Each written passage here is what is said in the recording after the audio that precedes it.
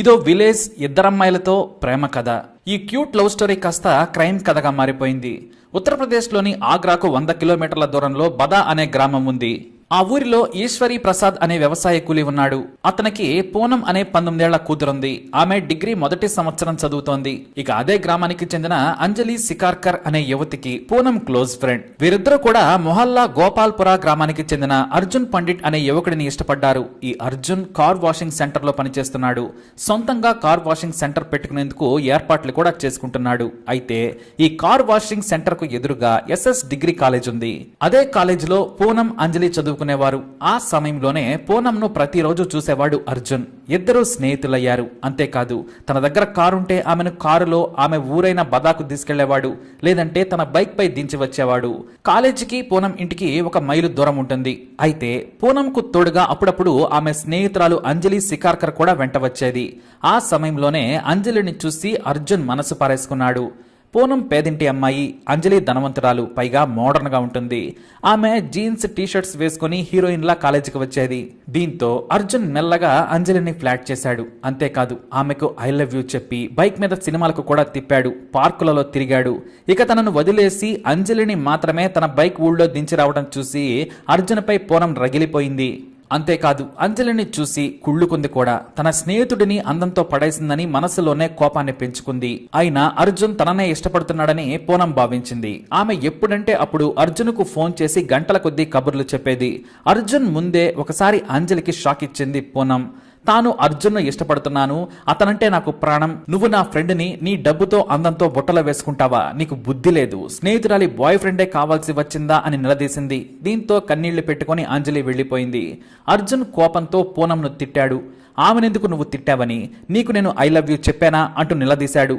నన్ను ప్రేమించకపోతే నాతో ఎందుకు ఫోన్లో గంటల కొద్దీ మాట్లాడుతున్నావని పూనం నిలదీసింది. ఆ తర్వాత అంజలి పూనంకు అర్జున్కు దూరంగా ఉండసాగింది. ఇక పూనంను తాను ప్రేమించడం లేదు అని, నువ్వంటేనే నాకిష్టమని అర్జున్ అంజలిని బ్రతిమలాడాడు. కానీ అంజలి ఒప్పుకోలేదు. నాకు తెలియకుండా నువ్వు పూనంతో ఎఫ్ఐఆర్ నడుపుతున్నావని అర్జున్తో గొడవ పెట్టుకుంది. చివరకు అర్జున్ నిన్నే ప్రేమిస్తున్నానని అంజలితో చెప్పి పూనంతో మాట్లాడడం మానేశాడు. కానీ పూనం మాత్రం అర్జున్ని వదిలిపెట్టలేదు. నువ్వంటే నాకిష్టమని చెప్పి ఫోన్ చేసి చెప్పడంతో పాటు రొమాంటిక్ మెసేజ్లు పంపేది. ఓసారి అంజలి అర్జున్ ఫోన్ చెక్ చేయగా పూనం నుంచి వచ్చిన మెసేజ్లు చూసి అంజలి మరోసారి గొడవ పెట్టుకుంది. నువ్వు నన్ను పెళ్లి చేసుకుంటావా, నువ్వు పెళ్లి చేసుకుంటానంటే మా తల్లిదండ్రులను వదిలేసి వస్తాను, నాకు కావలసినంత ఆస్తి ఉంది, నేను మా నాన్నకు ఒక్కతే కూతురిని, మా నాన్నకు నేనంటే ప్రాణం, నువ్వు పెళ్లికి సిద్ధమైతే ముందు పూనంను వదిలేయాలి అని చెప్పింది. ఇక దానికి అర్జున్, పూనం అంటే ఇష్టం లేదని నీకు చెప్పాను, కానీ ఆమె నన్ను వదలడం లేదు, నేను ఏం చేయగలను అన్నాడు. నువ్వేం చేస్తావో నాకు తెలియదు, పూనం నీ లైఫ్ లో ఉంటే నేను నిన్ను పెళ్లి చేసుకోనని చెప్పడంతో అర్జున్కి ఏం చేయాలో అర్థం కాలేదు. చివరకు తన పిల్ల బ్రెయిన్ కాస్త పిచ్చిగా ఆలోచించింది. పూనంను చంపేద్దాం అని అన్నాడు. పూనం లేకుంటే మనం హాయిగా ఉండొచ్చు అని అర్జున్ చెప్పాడు. నేను పూనంను చంపేస్తాను, ఆ తర్వాత ఇద్దరం లేచిపోదామని చెప్పాడు. అంజలి దానికి సరేనైంది. దీనిని బట్టి అర్థమవుతుంది వీళ్ళంతా పిల్లబచ్చాలని. డిసెంబర్ 21, 2020 నీతో పర్సనల్ గా మాట్లాడాలి, నువ్వు ఎస్ఎస్ డిగ్రీ కాలేజీ ప్రహరీ వెనక్కి రావాలని ఫోన్ చేసి పూనంను కోరాడు అర్జున్. ఇవాళ సండే కదా, రేపు వస్తాన్లే అని చెప్పింది. నా మీద నీకు నిజంగా ప్రేమ ఉంటే ఇప్పుడే రావాలి, లేదంటే జీవితంలో నీ మొహం చూడను, అంజలిని మాత్రమే ప్రేమిస్తాను అని చెప్పాడు అర్జున్. ఎమోషనల్ బ్లాక్మెయిల్ చేయడంతో పూనం వెంటనే స్నానం చేసి కొత్త బట్టలు వేసుకుని ఫ్రెండ్ ఇంటికి వెళుతున్నానమ్మా అని ఇంట్లో చెప్పి ఆటోలో ఎస్ఎస్ డిగ్రీ కాలేజీ వెనుక వైపుకు వెళ్లిపోయింది. అక్కడ చెట్ల పొదలు ఎక్కువగా ఉన్నాయి. ఆ చెట్ల పొదల చాటున నువ్వంటే నాకిష్టమని, అంజలి అంటే ఇష్టం లేదని చెప్పి రొమాన్స్ లోకి దించాలని ప్రయత్నించడంతో పూనం మొదట ఒప్పుకోలేదు. వద్దు వద్దు అంటుంటే నువ్వు నాకు కనీసం ముద్దు కూడా ఇవ్వవా, అదే అంజలి అయితే నేను ఏదడిగితే అది ఇచ్చేసేదని రెచ్చగొట్టాడు. దీంతో పూనం సరేనంది. నాకు కాస్త సిగ్గవుతుంది అని చెప్పడంతో కళ్ళు మూసుకోమని చెప్పాడు. పూనం కళ్ళు మూసుకోగానే అప్పటికే తెచ్చుకున్న పదునైన కత్తితో పూనం మెడను లోతుగా కోశాడు. దీంతో తీవ్ర రక్తస్రావమై పూనం చనిపోయింది. ఆమె మృతదేహాన్ని ప్రహరీకి ఆనుకుని ఉన్న చెట్టు చాటుకు వదిలేసి బదా గ్రామానికి వెళ్లి అంజలిని కలిశాడు. పూనం డెడ్ బాడీని కాల్చివేయాలని అంజలి సూచించింది. రాత్రి సమయంలో మంట పెడితే చుట్టూ ఉన్న గ్రామస్తులు బయటకు వస్తారు, వద్దు అని చెప్పాడు.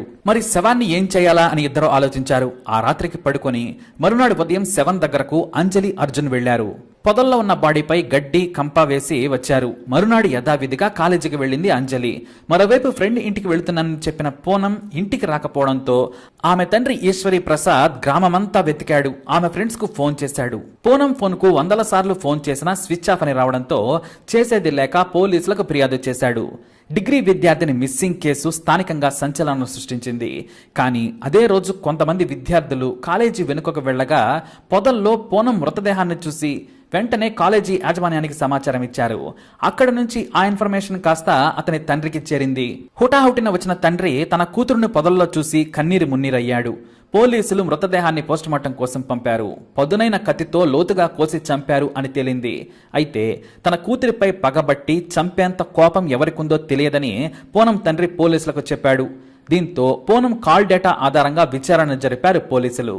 పూనంకు చివరగా వచ్చిన నెంబర్ను చెక్ చేయగా తల్లిదండ్రులు తమకు ఆ నంబర్ తెలియదన్నారు.